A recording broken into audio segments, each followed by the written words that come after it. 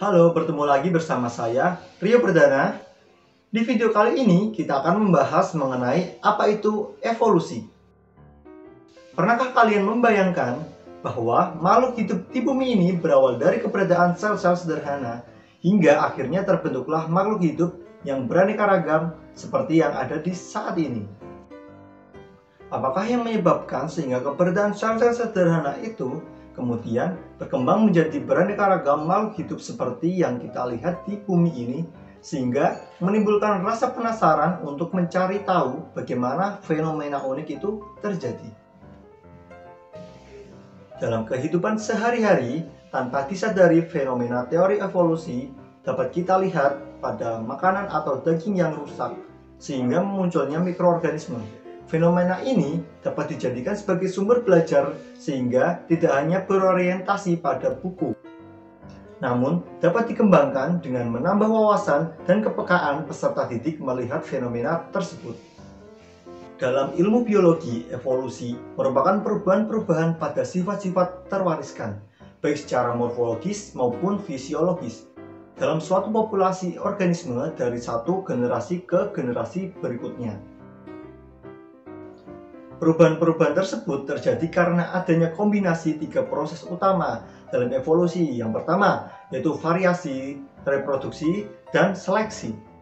Sifat-sifat terwariskan yang menjadi dasar terjadinya evolusi ini dibawa oleh gen yang diwariskan kepada keturunan suatu makhluk hidup yang kemudian akan bervariasi dalam suatu populasi. Jadi, saat organisme bereproduksi, keturunannya akan memiliki sifat-sifat baru. Sifat-sifat baru ini diperoleh karena terjadinya perubahan gen akibat mutasi ataupun transfer gen antar populasi dan antar spesies. Pada spesies yang bereproduksi secara seksual, kombinasi gen yang baru juga dihasilkan melalui rekombinasi genetika. Kombinasi gen inilah yang kemudian meningkatkan variasi di antara organisme. Nah, evolusi terjadi saat perbedaan-perbedaan terwariskan ini kemudian menjadi sesuatu yang lebih umum atau lebih langka dalam suatu populasi. Dasar teori evolusi: makhluk hidup bervariasi dan beberapa variasi sifatnya dapat diturunkan ke generasi selanjutnya. Setiap populasi cenderung bertambah banyak karena setiap makhluk hidup memiliki kemampuan untuk berkembang biak. Kenyataan atau fakta menunjukkan bahwa pertambahan populasi tidak berjalan secara terus-menerus. Individu-individu berkompetisi dalam memperoleh sumber daya agar dapat bertahan hidup. Yang selanjutnya, sifat-sifat yang diwariskan milik beberapa individu memungkinkan mereka dapat bertahan hidup dan bereproduksi dalam keadaan lingkungan tertentu. Akibat dari seleksi alam tersebut, hanya individu adaptif terhadap lingkungan mereka yang dapat bertahan hidup dan menurunkan sifat adaptif tersebut melalui reproduksi. Faktor yang mempengaruhi evolusi. Dalam hukum Hardy-Weinberg dinyatakan bahwa frekuensi alel atau gen dalam populasi dapat tetap stabil, serta tetap berada dalam keseimbangan dari satu generasi ke generasi selanjutnya dengan syarat. Yang pertama, jumlah populasi tersebut besar. Yang kedua, terjadinya perkawinan secara acak atau random. Yang ketiga, tidak terjadi mutasi maju atau balik. Yang keempat, tidak ada seleksi. Dan yang terakhir, tidak ada migrasi. Petunjuk adanya evolusi.